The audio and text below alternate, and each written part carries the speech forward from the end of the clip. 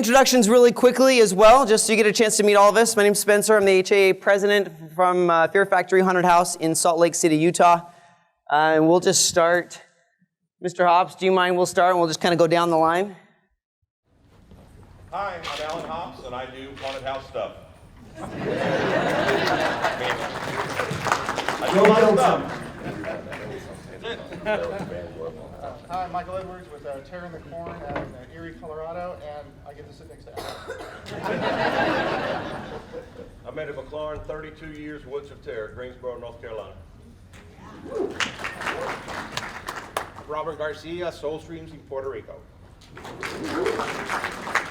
Brett Molitor, Fort Wayne, Indiana, 37 years. Alex Rodriguez, West Palm Beach, Florida, and I'm 20 years. John Schwartz, I'm going to use the microphone. Go for it. Scare USA, Wisconsin. Ben Gagne, oh, that's loud. Ben Gagne, 13th Hour in Indianapolis. Brent Wilson, Doom Haunted Attraction, Idaho Falls, Idaho. I'm Jim Werner from Pennhurst Asylum in Spring City and Eloise Asylum in Michigan. Hi, I'm Ashley Long from West Virginia Fright Nights. Terry Bernstein from the USS Nightmare in Newport, Kentucky on the Cincinnati waterfront. I'm Krista Brower-Wood with Requiem Haunted House in Caldwell, Idaho. I'm the baby haunt compared to all these guys. The nice thing about how the industry is changing and how we as a board are changing to reflect that, this is a great place to start. Thanks, Krista, for the slide in. So at the end of the day, we want to reflect the industry. It's about small, medium, large vendors to attraction operators, you name it. We want to have a little bit of everything. And so we're really working hard to be able to do that. So we are going to go through just a really quick timeline. This also serves as our annual meeting for membership. So we're going to do some quick some meeting things that we need to do. And once we're done with that, we're going to move into our Q&A, hopefully right around 9:25, 9:30. There are some questions that you all put in as part of the survey, the State of the Industry survey that we already asked for your feedback. Those questions came in, so we're going to get to a couple of those. And then we'll have a little bit of time that we'll also do some live questions as well. And then we'll run some mics and go from there. As part of our meeting, first thing we need to do, actually, before we even get into numbers, is we need to do our treasurer's report and call the meeting to order. So, Terry, do you want to do the basic numbers and anything that you want the members to know? Sure. We have about $70,000 in our bank account right now, maybe a little more. We are doing really well. We are holding strong. We're keeping our expenses down. We're spending money in the right places, and we're doing well. Awesome, thanks.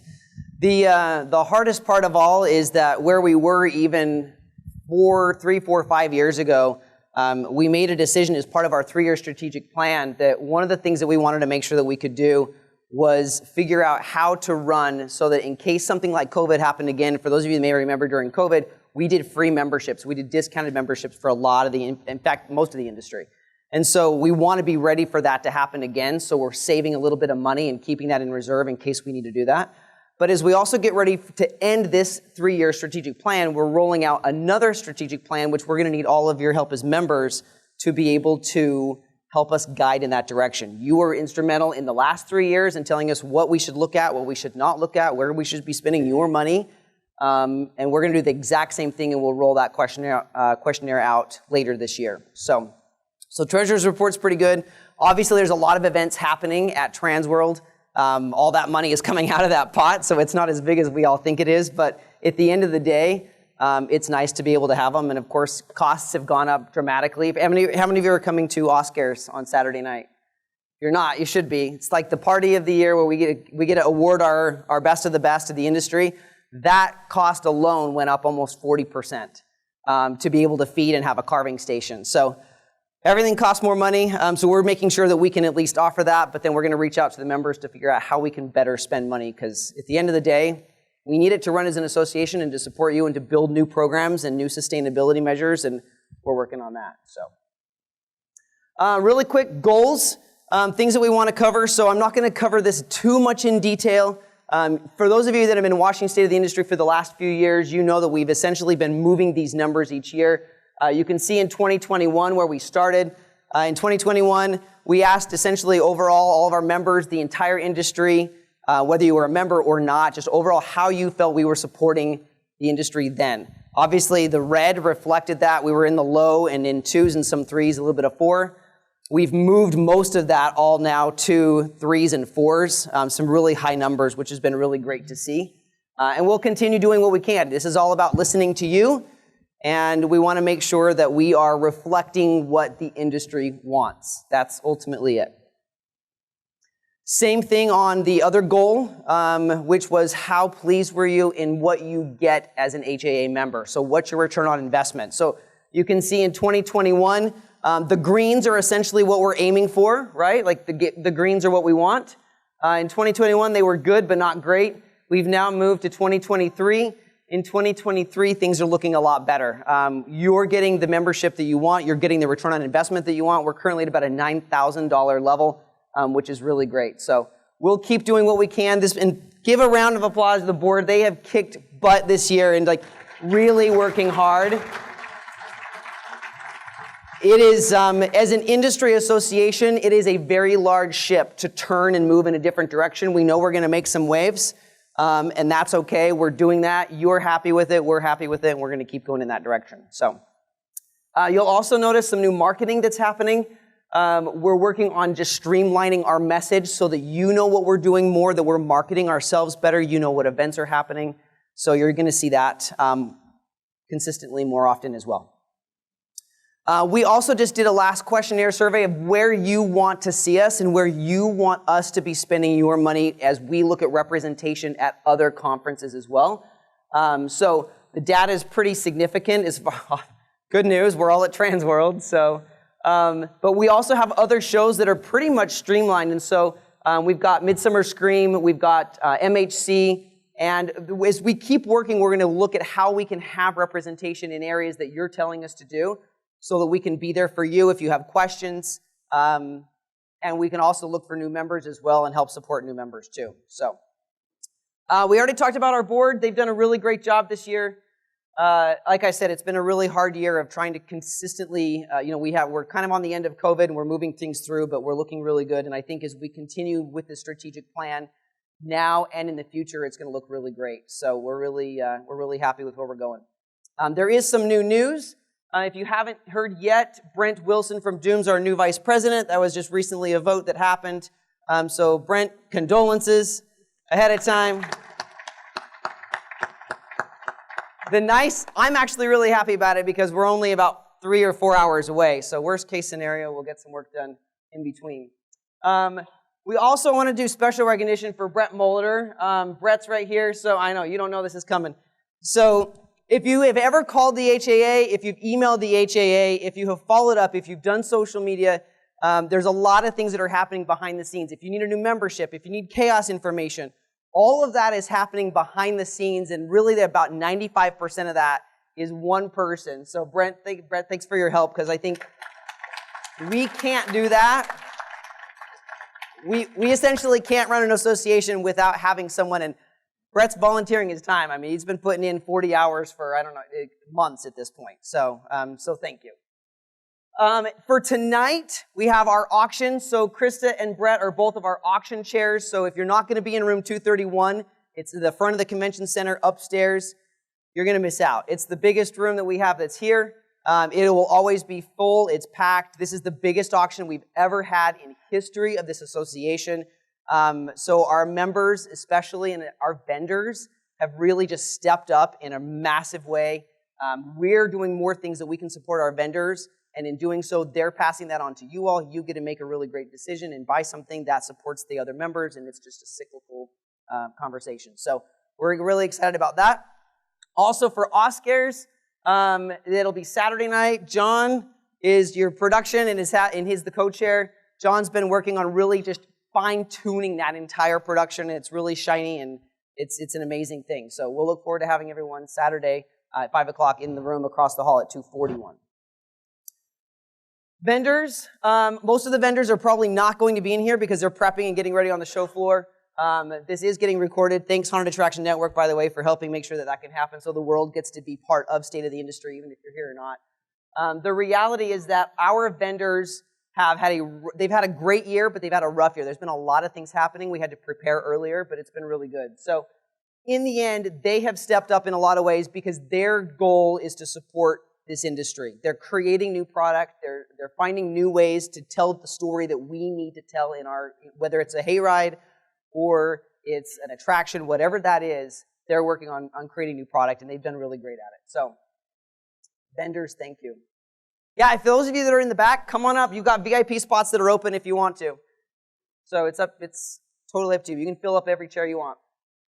All right, really quick, we're going to talk about our plan. I am not going to spend very much time on this because at this point, you can go back and listen to the last two State of the Industries, also produced by Haunted Attraction Network, and then that way you can see what we've been talking about. We've covered goals. We had essentially 30-plus goals of what we wanted to do and kind of move the thermometer, if you will, to take a better pulse of the industry. It all comes down to our mission, promoting, protecting, and educating. That's what we're supposed to be doing as an association, so we're promoting not only the industry, we're promoting haunted houses, we're promoting top haunts, we're promoting safety. On the protecting side, that's where chaos comes in. That's where our chaos class is all about protection. We also work on media to make sure that if there is a crisis, we support our members in doing that. Is Jeremy here, by the way? Jeremy Karchner? He's our crisis guy. If not, you can see him at the booth. Free consult, whether you're a member or not. Check our social media, and you can stop by. Same thing with our legal team. We have a legal team that's rotating every day at the booth. It's 2023. And you can stop in and ask them some questions as well. The hours are on our social media. And then last, educate. Because we want to educate. The more we all learn, the more we're able to run great attractions. And so that's why we're offering these free experts. That's why as a board of directors, we've worked really hard to make sure that we are giving as much advice as we can and that we're diversifying our skill set as well to be able to do that. So, like I said, I'm not going to cover this really in detail. What you can see are those green things. All of those green items are goals that we have now accomplished. We have pink items. The pink items are ones that are not currently done. But we're in progress of doing them. Some of these are research. Some of them are implementation that will happen at the end of 2023. And you'll see these for each item, for the promote, for the protect, and for the educate. So most of those greens are, again, accomplished, and we've got some pink ones that are later. And again, we'll cover these if you want. Come to the booth. You can talk to us more about them. They're all in motion at this point. And the key to think about is how we move forward from here. We're kind of at the end of the strategic plan, so it's a space where we're able to say, hooray, we've done some really great things. Now what? What do we do next? How are we going to move forward? There's been a lot of great brainstorming. You all have been instrumental in helping give us some ideas about everything from regional trainings to meetings to just content that we can be doing more trainings, video online. There's a lot. So we're going to be working hard on it. Membership-wise, we're currently at about a $9,000 value. Not going to go over all these details as well. You can stop by the booth and see them. You can see them on our social media. They're all over the place. The one big thing that we were asked to talk about this year is a new benefit that we brought on, HalloweenBackgroundChecks.com. Members, essentially, instead of paying a $30 or $35 background check, you pay about $12. I think it's like $12.50. So that's something that members have been asking for a few years. We've been looking and researching national firms that can allow us to do that and give us the most comprehensive research in doing those background checks for the states that can do background checks, that's some that cannot. But if that's something you're interested in, that's another good benefit that we're giving to our members. I'm going to put this QR code up later at the end as well, but if you're interested in volunteering, this is the best part about having a member-owned association is that we're all volunteers. Nobody gets paid, and we also do the same thing with our boards and our committees. So if you're interested in being on a committee, if you want to volunteer, if you want to help out at the booth, you name it, there's some really great opportunities to do that as well, and we'll put this up later. So that said, that is our, that's at least what we have to cover meeting-wise. So short and sweet, that's the goal. Then we're going to move into Q&A. I need Chris Strebel. You have my phone. Yeah? I don't know how that happened. Because he was scanning. Thanks, Chris. So one of the things, thank you, sir. So one of the things that we did is we reached out earlier and asked you all for any feedback of questions that you might have to help get us ready for the Q&A today. So we have those questions, and like I said, we're going to also answer some questions from you all live as well. So we're going to also, Brent is going to jump up, and he's going to pass around the microphone here. I'm going to pass the microphone down to this group as well, and we're going to cover these questions. As board members, we're going to try and hopefully cover, we'll cover the question to make sure it's covered. How's that? At the end, you're here for information. That's kind of the idea, is that we can give as much information as possible and share what we have, what resources. There might be things that we don't know. We're pretty honest about it. Like, we've built a really diversified skill set, but there's still areas that we're looking for. So if you're interested in being a board member, there are obviously certain requirements as part of our bylaws, but we're always looking for new skill sets. And that's why we've also built the legal advisory board. We're working on building a home haunt advisory board, a vendor advisory board, because those are all things that are important to all of us. So let me get this ready really quick.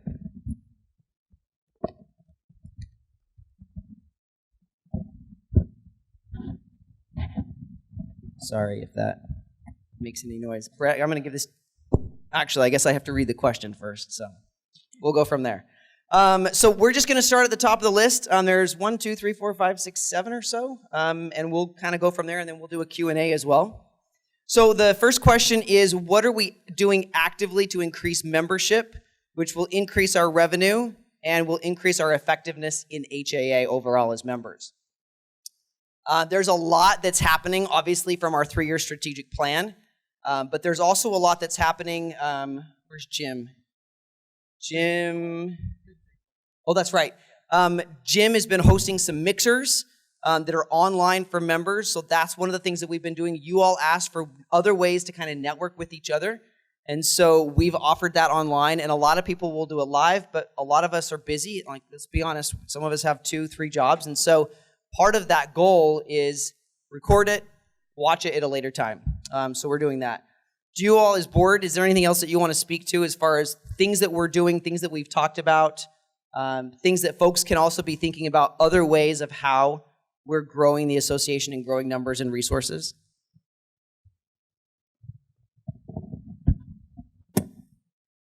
One of the things that we've been asked for as far as chaos is online.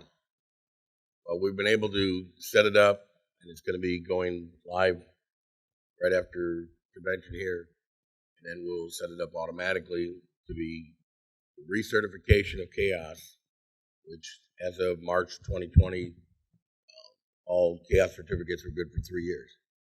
So if you took it prior to that, it expires this next month. The recert process will all be online.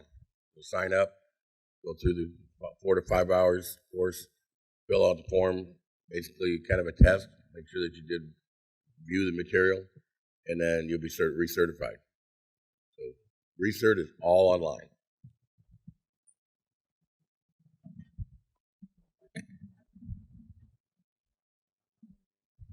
Good idea. Captain Chaos, everyone. I even had the shirt on yesterday. Chaos is called the Certified Haunted Attraction Operator Safety Course. It's 8 hours of course material that starts with a 4-hour fire safety course, which we did yesterday in this room. And we've come to call that course the Scared Straight of the haunt industry. The younger ones don't know what the hell that means, but the older ones do. And it can't possibly be done online. I mean, we've talked to a lot of people. You have to be here in the room in order to get the effectiveness of that 4-hour course. And then the other 4 hours, one of the hours is here today. So at the end of the session, there'll be a QR code at the top. Anybody doing chaos this weekend, scan that and you get credit. And this year, I automated it pretty much. You scan the code, register, and then at the end of each class, you scan the code. And I checked the file last night, and everybody's in there. It's working like a dream. So once you get the 8 hours, stop by the booth, and we'll have your certificate ready for you. And last year we come up with a pin, and so this year we have more pins. So pin and a certificate, and we are working towards actually issuing a card that we'll have, like you get for anything else, whether it's first aid or any other course. So you'll be able to actually have a card for your wallet. There's a lot of national programs that are out there that have national accreditation. This is specific to National Fire Protection Agency code, safety code, but also we've added some new things to Chaos. So we've added building code safety specifically. That's something that Brent's been covering through his profession that he's doing. Jim Warner's also EMS, nationally certified, and so he's been teaching all over the nation for EMS, but we're bringing EMS now into our Chaos class as well. The idea is to cover safety really, really well, and then also give you additional resources that you can use throughout the year. So it's a great program. It's evolving, and it's been really great. So anything else that anyone wants to talk about on specifically about how we're growing more than the strategic plan? Good. Ellen Hops, everyone. Ellen Hops. How many people in here are members of the association? Raise your hand, please. Everyone who did not raise your hand, please join the association. Just talking about the association, those of you who are in it and have seen a benefit at functions like this, talk to other people about it and mention why it is. The 16 of us up here can work our butts off, but if it's only us 16, it doesn't make a difference. We can do much bigger things when we have a lot more members. So those bigger things, do you think that we're going to be able to negotiate insurance discounts with just the 16 of us? No. But if we had 8, 10,000, absolutely, then we could. So the more members that we have, the more, the more it shows. I've struggled my whole life to have my business, what I do for a living, be recognized as an actual industry. And this is going to sound really weird, I'm sorry, but what I have seen happen with tattoo shops in the last 20 years, where were tattoo shops 20 years ago? In the worst parts of town, and you didn't let people go there, now, the tattoo industry has done amazing things for itself. That's what we're trying to do for the haunted attraction industry. We're a little bit one of those fringe industries, and we are fighting some of the misconceptions and perceptions that have happened in the 70s and 80s with some of the haunted houses and just how it was run, because they didn't have an association. They didn't have a network to talk to each other and to learn and to share like we do here in the association, like we do here at Transworld. So that's one thing. We also, this last year, maybe it was 2 years ago, we started the Facebook group. That is a much easier way for most of us to communicate, because a lot of times if you joined the association 8-10 years ago, then you didn't hear about or from the association until you went to the next Transworld. And now we have much better communication with members. So just being able to communicate with you guys throughout the year is another way that we are continuing to grow the association. One more thing that I really want to do in order to grow the association is let's get something on that Facebook group. What big shows do you guys go to, like Horror Find Weekend or Horror Hound, all of the big horror conventions? As we get more members, as we get that budget up, we're able to get booths there. And then we're appealing to 6, 7, 8,000 haunted house and horror fans at a time to join the association, even at that enthusiast level. But all the haunted houses are there too, and some of them don't make it to Transworld. Maybe half the haunted houses in the country, I think less, actually come to this show. So we have to work to reach out to those people, and I think those local shows are the way to do it. That's great. Question number 2, how can we as an industry increase credibility as a viable business so that the lenders, employees... No, really, that's question number 2. So I do want to give a chance, though, because let's be honest, as all of us as operators, there's been some point in time where we've had someone who doesn't want us to open. Yeah, it may be really general, but because people are, there's stereotypes, there's concerns, whatever it might be. I think we are really growing at what we're doing and how we're doing it. But as a board, what things do you have, or what have you done? What success stories have worked really well for you? And some of you are going to be talking, some of you are not, but hopefully you'll get to hear from some good folks, because we have hay rides, we have indoor attractions, we have small, medium, large. They're all on the board. So, I want to talk about that. Just what are you doing as far as how do you educate your community? How do you educate landlords? How do you educate anyone specifically about what you're doing, how you're doing it, how it's bettering your community, how you're giving back, all of those things? So, I can start. Okay. So my other business, when I'm not busy managing the haunt, I negotiate leases and building acquisitions for retailers and restaurants. So I deal with landlords and lenders every day. The important thing with those guys is to hit them with data. That lender has a loan committee, and he needs to put together a loan package all about your business that he presents to a group. And so it's a lot easier if you're an established haunt with a proven track record. You can come in with your profit and loss statements for the past few years. You can come in with a balance sheet. But if you're a startup haunt, what you need to do is present a business plan to this group, whether it's the landlord or the lender. And your business plan needs to have pro forma financial projections. What are your expected expenses? What are your expected revenues? You need to project those out at least 3 years, if not 5. Most businesses are not profitable in their first year, so you need to show the bank or the landlord that you have operating capital. In the event you're not profitable the first year, you can weather the storm financially. You need to include demographic data about your market. Who is your target customer? How many of them live in your market? And also, what is the market penetration going to be? Who's your competitors? Which other haunts are in the market competing with you? So think about it, if you're a lender and you're going to issue a loan, or you're a landlord and you're going to negotiate a lease, it's a measurement of risk they're going to assess. I mean, if you're a landlord and you have to evict a tenant, it's a $20,000 expense in Idaho. And if you're a lender and you have someone default on a loan, that's also very costly.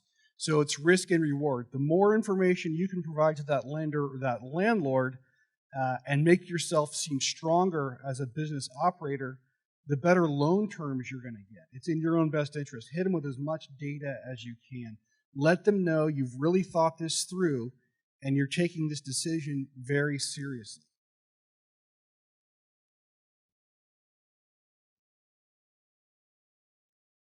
What am I talking about?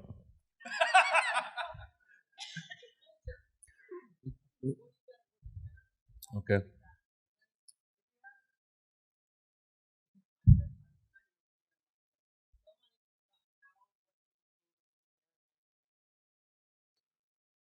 Well, Woods of Terror, so we opened up 31 years ago, very rural community, wasn't nothing but farms out there, and now every farm has been bought except for mine. So I've always tried to give back to community. For years, we took care of the road and picked up trash, and I've talked to the stores and all the local communities. Everything, when I'm open, everything goes up 33%. And so we've just tried to embrace the community. We also have farm events, which have really helped with the families come in. And as I grow my families, they get to be teenagers. And, of course, they come to the haunted house. But we've just, over the years, it's been the last 10 years where we really, the community's embraced us. One of the things that I did, Nextdoor app is probably worse than Facebook. It's the most drama place I've ever seen in my life.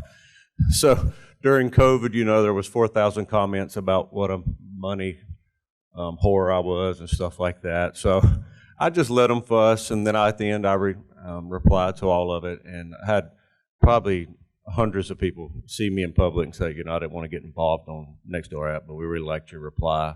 But I just took them head on. So now a lot of times I'll get on Nextdoor app and say we're opening for another season, and be prepared, there's going to be traffic. And I've tried to take a proactive to it, get out in front of it. I think that's been a way better approach than reacting.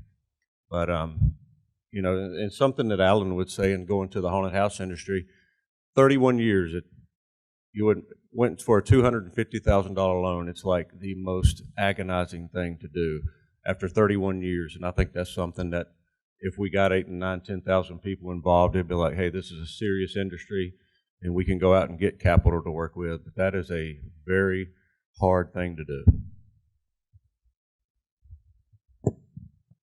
So sometimes I like to say things that make work for other people.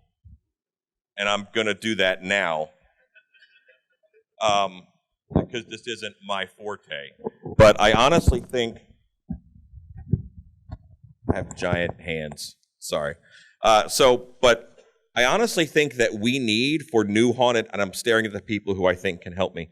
I think that we honestly need a one splash page website that is haunted house stats, 2022, 2023. Not for us, but the point of this question was, how do we legitimize our industry? If there was a Haunted Attraction Association splash page, not the member page with all the info and the files, but a splash page where you could say, bank, here's the industry that I'm getting into. Haunted houses, there are roughly this many haunted attractions in the country. They bring in roughly this many dollars. It is this percentage of the entertainment market. The horror survival game, video game market is this big. Those people are crossing over. Talk about the industries that touch ours so that we can say, what I do for a living is real. Look at it. In one quick splash page, I think it could be easy to do once we compile that data. It would be very useful to anyone wanting to start or having to prove their business's legitimacy. So maybe someone else can do that. Thank you for volunteering to chair that committee, Alan. It's a good point. And the more that you're reaching out there, the more we can sell what we're doing, and how we're doing it is good too. So, John, go for it. Yeah, actually what Alan said is, what you said about that, that's real. I mean, for me at Scare USA, we tried 12 years ago. It took 2 years to get our place up and running. And I don't even think our own crew knows that. But we had to almost prove to the city that this is real. Right.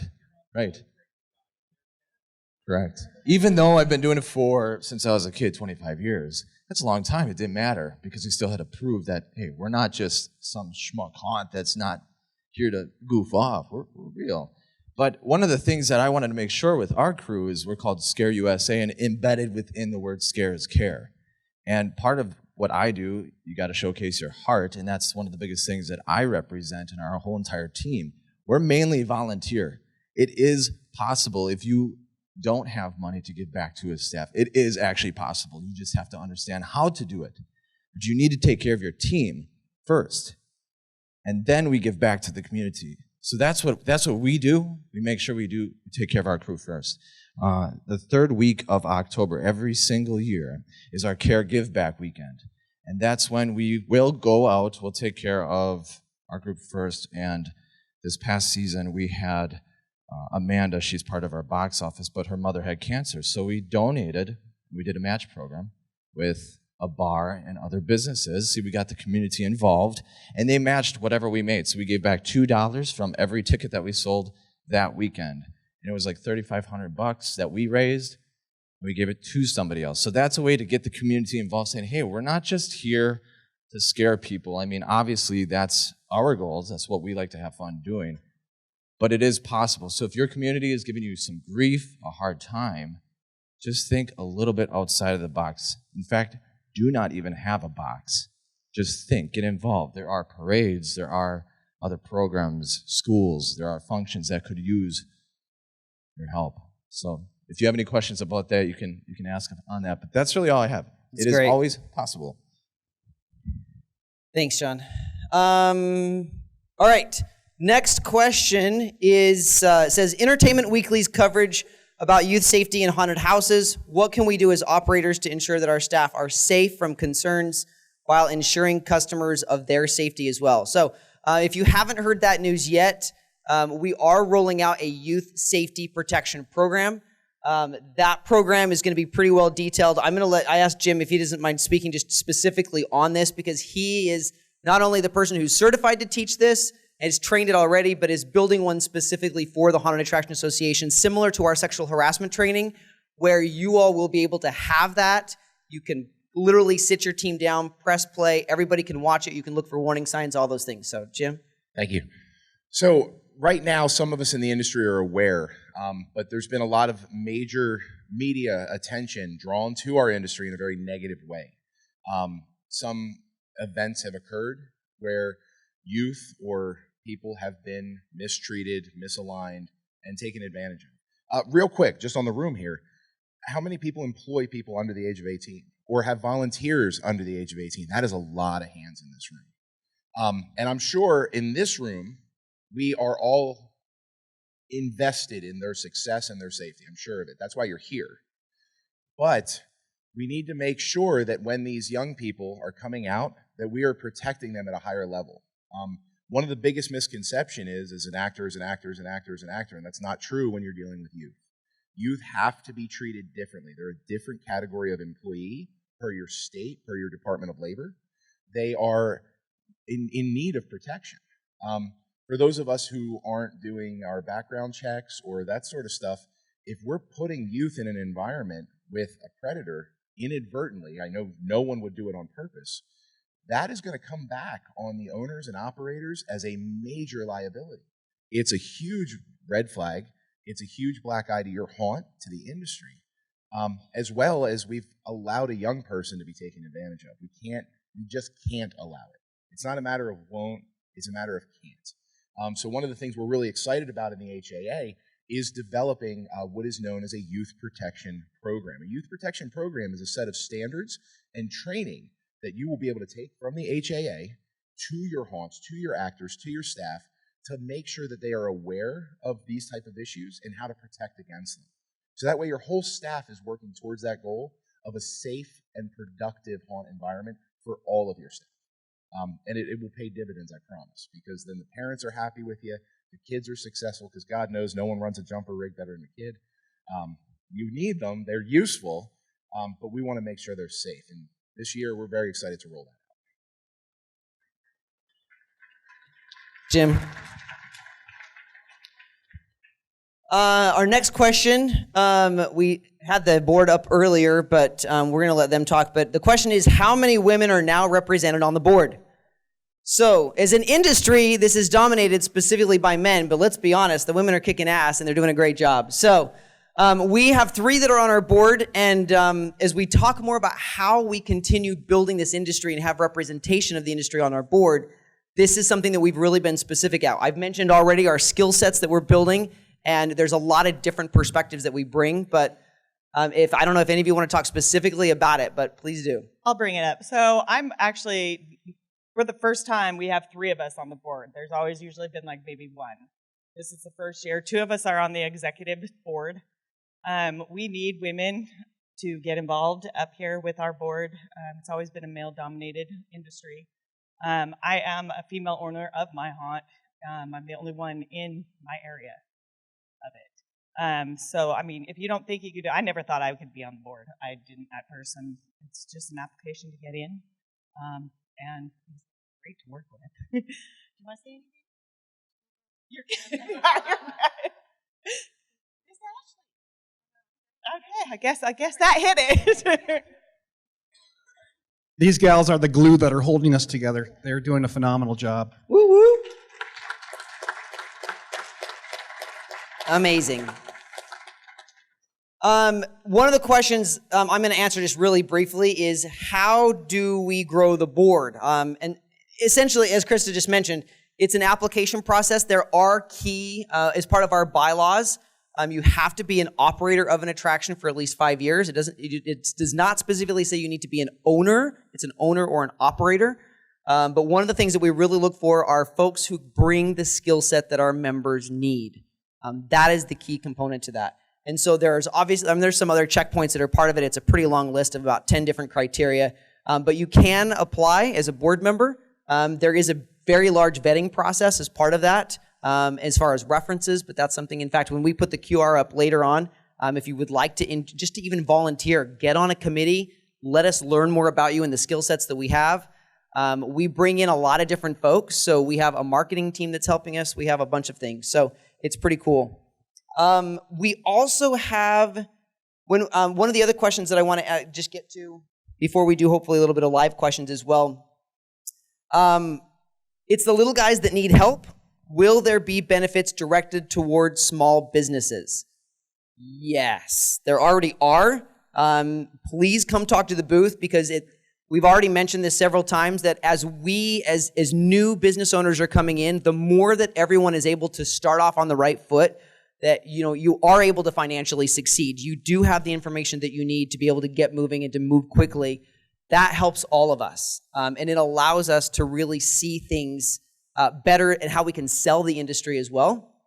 But it's a long conversation, but there's a lot of resources. There are budget templates.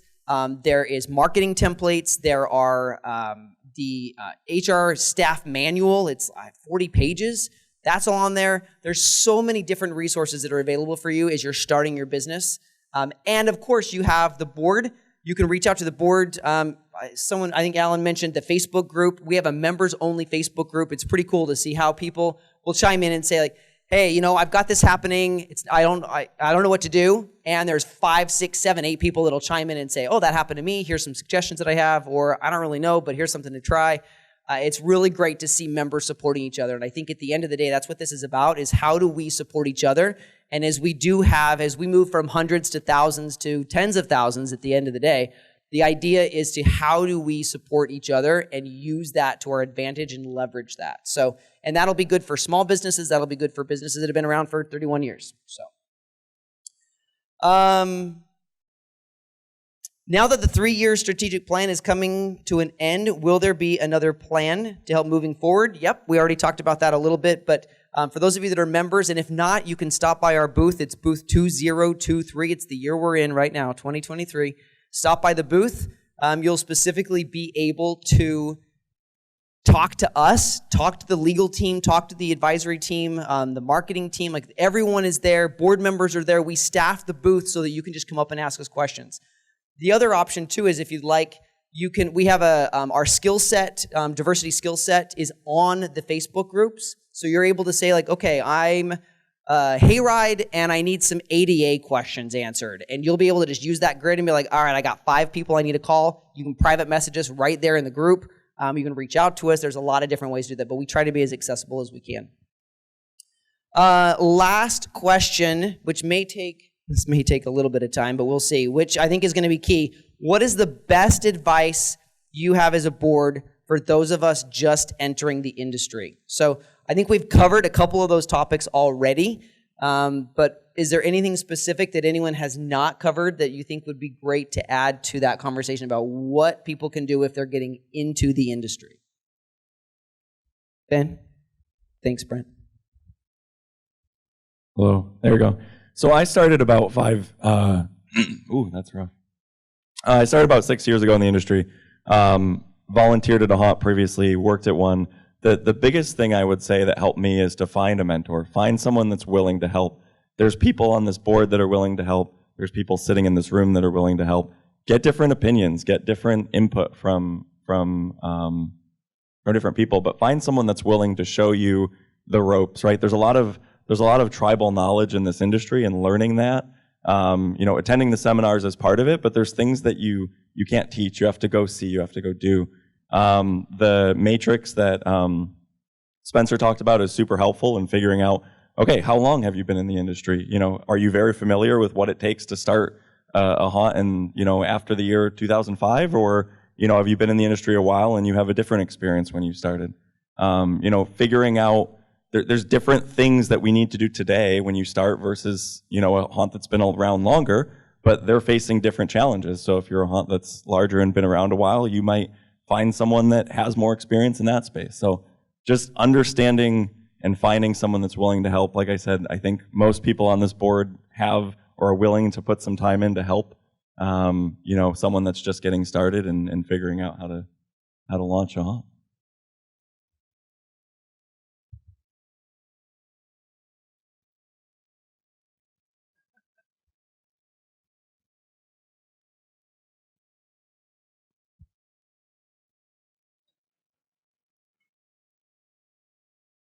Thanks. Just one thing that I want to say is if advice new for someone starting out, there is a little bit of a mindset of as my show gets bigger, I will make it safer. That is inappropriate. You have to start with your show being super safe right off the get-go, because the news doesn't care how small the haunted house was when it catches fire. The news doesn't care how small the haunted house was or where it was if a predator is caught there. The news doesn't care. So from the beginning, from the get-go, don't use inferior materials. Don't be not fire safe. Have safety at the forefront in all of those aspects. That's what I beg.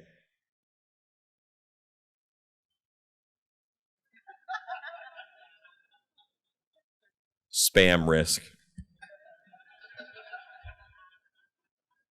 I should end there.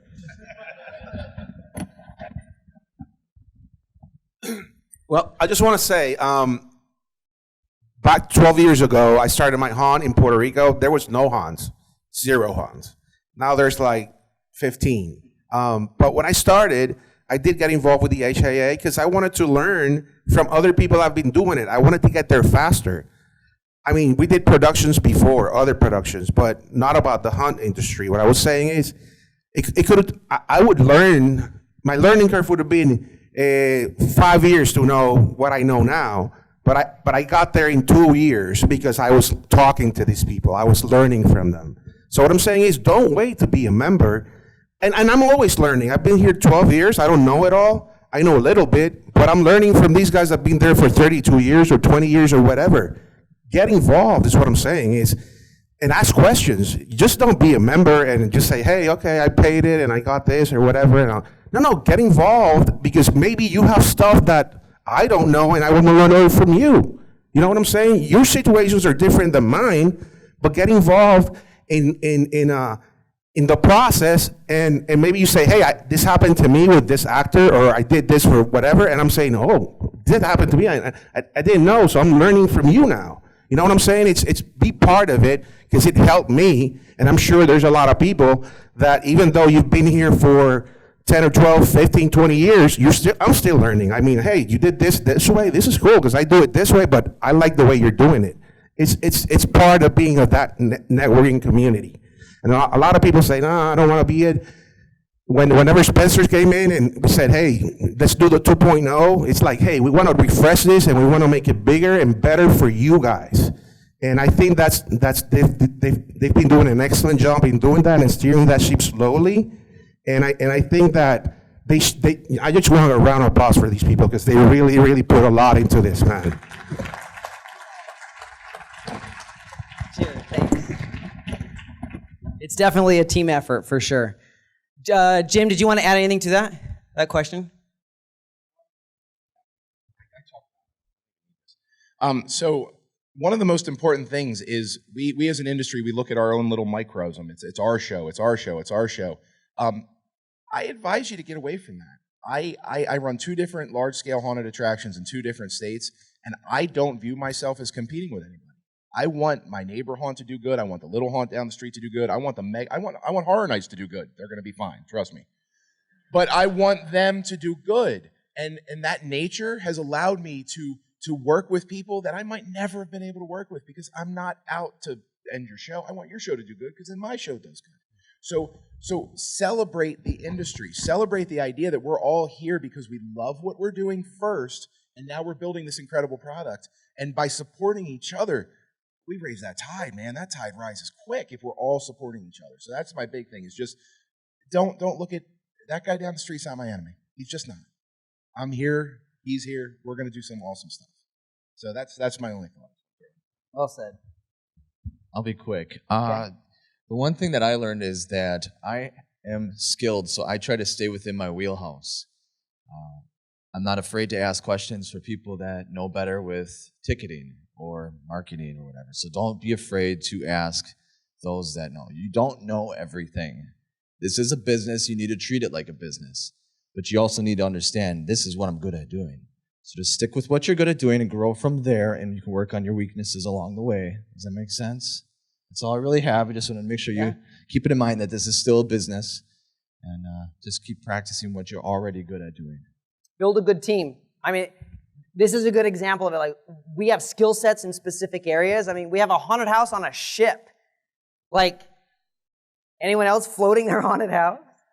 So, like, there are specific skill sets that we have on the board, and that's kind of the idea. So, yeah, so build your own team.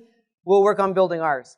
All right, so those are the questions you all asked us as we reached out to you earlier. So we're going to do some live. Really quickly, though, there's a couple of things that I want to go over.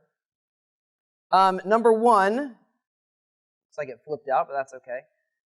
When it comes to the rest of the day, so we've got two big things coming up. So today, 4:30 p.m., it's 2:31. You're going to go to the opposite side of the convention center, go up the escalators. This is the event. This thing is massive. It is by far, it's unprecedented. We've never had this many item auctions. Our vendors have really stepped up to support each other and to support members. That auction is going to happen today, room 231. Take a picture of this if you need to. You are going to want to be there. The room is always packed tight. There's a cash bar if you want to grab some drinks. And get ready. There's a silent auction and a live auction.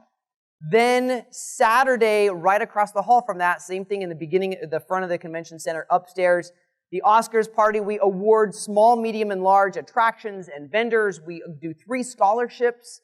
There's a ton of different things that we do.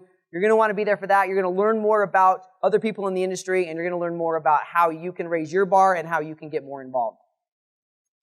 Last but not least, for those of you that are in here for Chaos Credit, your Chaos Credit, you're going to scan the left red QR code. If you want to volunteer for the HAA, you're going to scan the right one, and you may have to use your camera to only scan half of the screen at a time, because that's how QRs work. You can only scan one at a time.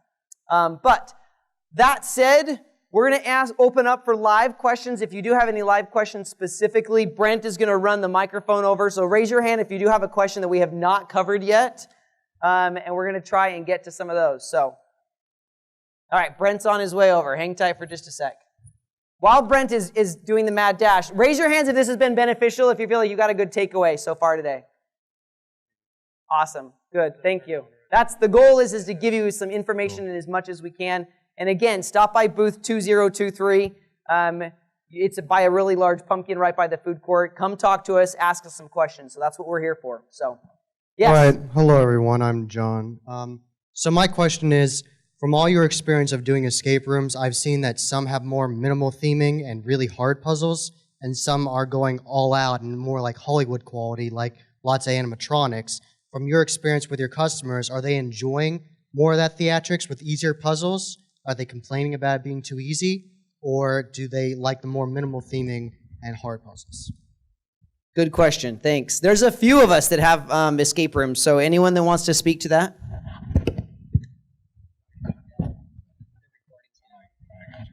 At Eloise, we have some very, very theatrical escape rooms. They are very highly detailed, as equal to our attractions theming. And what we have found is that we didn't dumb down our puzzles for that. We have extremely skill-oriented and teamwork-oriented puzzles that force them to work together. So it's not one person leading the room. That one person has to direct. And that is the focus that's really been winning for us with the escape rooms, is forcing situations where the group is working together. They have to work together. That's what's been selling us and getting great reviews. It's not just one smart person who knows escape rooms goes in with their 4 buddies and they win. Those 4 buddies got to work. They got to help figure it out. So our balance is great puzzles, great theming. People want an experience, and make them work together, because then it's a group activity and everyone had fun. So that's what I think. I think it's a balance. Anyone else? Escape roomers? No one else? Okay. Next question. What would your advice be for home haunts? So we have a small home haunt, but we have some neighbors love it, some neighbors detest it, and then also working with the city. So we've had to work several years with our city to modify what we've been doing. It's a good question. Oh, we get asked a question a lot as far as, are there any home haunts that are represented on the board? So how many of you as board have started as a home haunt and you're moved to another one? And how many of you in the room are started as a home haunt and you've grown into something bigger? This is the breeding ground, right? This is where it all happens. So yeah, there's a lot happening in home haunts. Good. Some neighbors love it, some neighbors don't. But is there anything specific that we want to cover as far as things that we're doing? I'll let you all thinking about it. Really quickly, for me, I mean, I started as a home hunter for 20 years. I still do it. I love it. I think that at the end of the day, it's about how you do what you do. You're giving back somehow to your community, right? At the end of the day, that's what it's about. I think being able to set something where people understand what you're doing, that it's for a good reason. I have a neighbor that doesn't like what I do, and that's okay. Like, there's always going to be haters, but I think as you're doing your own haunted house, your own home haunt, I'm going to go bring it back to safety. We talked about that earlier. If there are things I would have known then that I know now, I would have done it completely different. But I do think that that's where we all start. We get our passion. And I bet a majority of folks in the room probably had a home haunt that they went to when they were a kid, and it inspired them to be in this room today. And that's the key. So keep doing home haunting and keep enjoying that, because not only is it fun, but it's also growing the industry as well. So anything else specific you want to cover home haunt wise? I would add, I went from home haunter to pro haunter 7 years ago, and I can tell you that making the jump from home haunt to a 32,000 square foot pro haunt is about so much more than just scaling up. There's so many more complexities with staffing, licensing, codes, that sort of thing. My advice would be, when you're ready to make the jump, give it at least 2 years of preparation before you plan on opening the pro haunt. You're going to need to identify the right building. You're going to need to make that building code compliant. You're going to need to hire people. You're going to need to build the haunt. And lastly, I would say it takes years to build a really good pro haunt, especially if you're on a limited budget. It's a marathon. It's not a sprint. Okay, so in your question, to my ear, you did not mention anything about going pro. And that's an important distinction. I've never been a home haunter. I worked at someone else's pro haunt, and then I moved from pro haunt to pro haunt to pro haunt. To me, home haunting, and I don't mean this in a negative way, but it's like playing poker with no money. It's a different game. It just means it's a very different game. That's all that it means. What Spencer said is 100% on point. A haunted house, in my brain, is always a business. So if you are running a business in a neighborhood, not for money, that is a disturbance. It is an issue for people around you. So you have to make it about the community. So you have to lead with, this is the food bank drive event, and it happens to be a haunted house. I think that doing a haunted house for your own joy at your home, boy, that's so much work. Good on you. I wouldn't do that. But doing it in your home, in your neighborhood, inconveniencing neighbors around you, whether they love it or not, it is a little bit inconvenient. Make sure that you're doing something for the community so they're seeing a huge community benefit. Those home haunts that give a big community benefit, that make the neighbors, you know what? Yeah, it's a weekend, it's whatever, and it is a little bit of inconvenience for me, but it helps hundreds of people in our local community. And that work that those home haunts do that are actually a huge blessing for the haunted house industry. So thank you very much for doing all of that work, but no mention was made of pro haunt. Some people are very happy home haunting, and I love that. So sometimes I wish I could go back to home haunting. All right, we are out of time. If we have actually, ma'am, we have a few other board members that want to comment. So if you want to just come up front, and if any of you have any other questions, please come over to the side. Are we sending everyone out through these doors? Yep, so these doors on the side on your right, you're going to be able to head out. Thanks, everyone, for being here. Again, Chaos Credit is going to be on your left. Blue's on your right. You can stop by our booth 2023 if you have further questions. Thanks, everyone, for being here.